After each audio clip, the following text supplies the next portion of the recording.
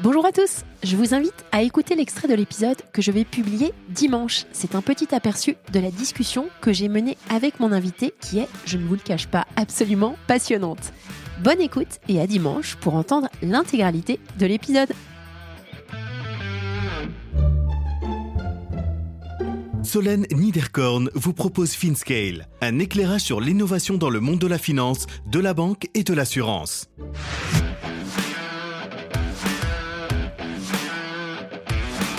S'associer au corpo pour monter des startups.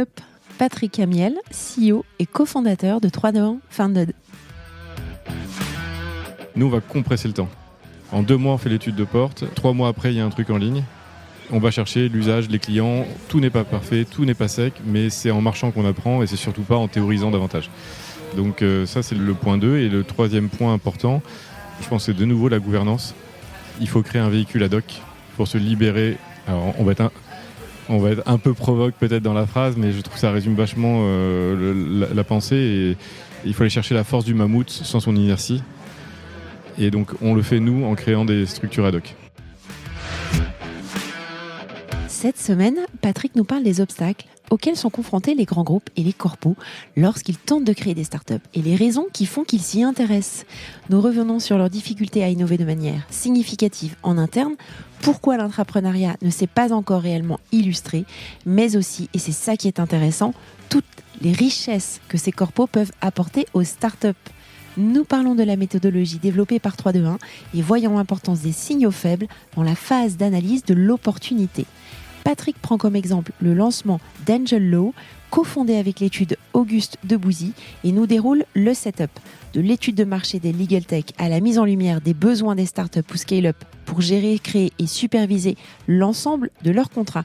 Nous découvrons ainsi les outils, les équipes et les ressources mises à disposition du studio pour pouvoir sortir en quelques semaines les premières versions avant le recrutement de la team qui va lancer la startup. Nous parlons du positionnement des corporates dans l'exercice et du modèle de financement, ainsi que l'écosystème créé par Patrick et ses équipes pour scaler ce modèle. Bonne écoute à tous! Bonjour à tous, bonjour Patrick. Bonjour Solène.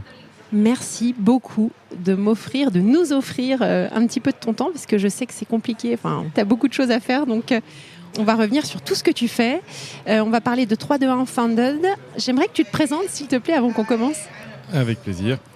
Alors, du haut de mes 50 ans maintenant, il faut que j'accepte de passer le cap. J'ai eu un parcours plutôt, si on fait le passé, entrepreneurial. En 2006, je me suis associé avec 4 personnes pour monter une marketplace. On est parti il y avait une première activité, puis on l'a fait pivoter, et on a essayé de lever des fonds, que toute la belle traversée du désert possible. Surtout quand tu quittes un poste de salarié pour te lancer, que tu vas voir des professionnels d'investissement et tout le monde te dit non. Mais on y est arrivé avec un mix d'un fonds d'investissement en Vintech et d'un corporate, Jacques Vera, chez 9CGTL à l'époque. D'accord. Donc ce qui n'était pas commun d'avoir à la fois un fonds et un corpo. Et on a lancé une marketplace de mise en relation entre particuliers et pros, et qu'on a développé pendant 12 ans, jusqu'à ce que je quitte en 2017. Qui s'appelait comment ? Qui s'appelait Wengo, qui s'est devenu un groupe MyBestPro, parce qu'on mettait en relation dans différents domaines, dans 5 verticalités, on était dans 9 pays, avec certains qu'on a ouverts, d'autres fermés, et toute l'aventure que tout le monde connaît. Mais la passion pour entreprendre et traverser des déserts s'est développée à ce moment-là, et voir la lumière de temps en temps au bout du tunnel. Super. Et puis après, 3-2-1 Funded, dont on va parler beaucoup aujourd'hui. Oui. C'est l'objectif de notre épisode. Alors, j'aimerais qu'on vienne sur le souci qu'ont de nombreux grands groupes, des grandes corpos, à créer des startups. Et pourquoi il y a un intérêt pour ces grands groupes à créer des startups ? Alors, avant de créer une startup, c'est pas leur finalité. Ouais. Leur finalité, c'est de lancer des nouvelles activités. Ouais. Tu as différents cas de figure. Tu as des grandes boîtes qui se disent soit j'ai un actif et qu'est-ce que je peux en faire, soit quelqu'un dans l'entreprise a une idée et porte quelque chose, mais qu'est-ce qu'on en fait pour que ça devienne vraiment une activité grande, lucrative, qui se développe, ou une logique défensive, c'est on est attaqué sur tel marché par les vilains petits canards, justement par une start-up, comment on riposte. Et quand tu te poses cette question-là, tu as grosso modo 3 options traditionnelles. Un, tu dis allez, courage, on fait en interne. Ça se passe bien des fois, mais on connaît tous les freins qu'il peut y avoir quand tu exerces et que tu as toute une équipe qui a été câblée avec ses règles pour opérer différemment, c'est très compliqué. Donc c'est pas du tout à charge, mais c'est compliqué. Donc il y a une solution, c'est 1, l'interne, 2, je fais appel à Zoro, donc aux consultants.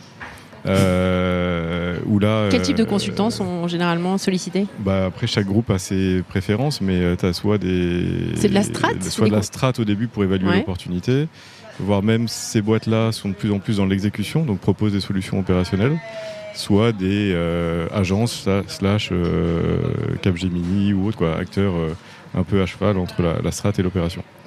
À ce moment-là, oui, tu peux analyser, tu peux décortiquer, tu peux te faire une conviction, tu peux, je vais être un peu provoque, payer cher pour lancer, mais tu as peut-être lancé. Est-ce que tu as monté un business ? Est-ce que tu as lancé ? Est-ce que tu as lancé dans le bon tempo ?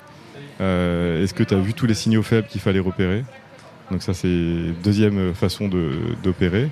Et la troisième, c'est d'investir.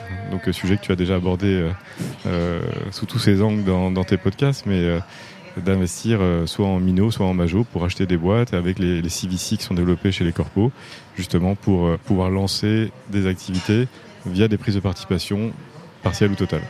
Dans les obstacles majeurs que tu vois quand il y a des projets qui sont en interne, c'est un sujet que j'ai abordé avec une spin-off de Carrefour qui s'appelle MarketPay. C'est très intéressant, donc on a expliqué tout ce processus justement de spin-off et comment maintenant cette start-up vivait toute seule. Dans les discussions que toi tu as au quotidien et qui te remontent et que tu as pu voir justement dans toute ton expérience entrepreneuriale précédente, c'était quoi les freins majeurs ? Est-ce que c'était un problème de sponsorship ? Est-ce que c'est un problème de financement ? Est-ce que c'est un problème de culture ? Si tu pouvais nous dresser quelques gros obstacles. Vous venez d'entendre un extrait de l'épisode que je vais publier dans quelques jours. Alors ne restez pas trop loin de votre plateforme de podcast pour pouvoir profiter de tout l'enregistrement.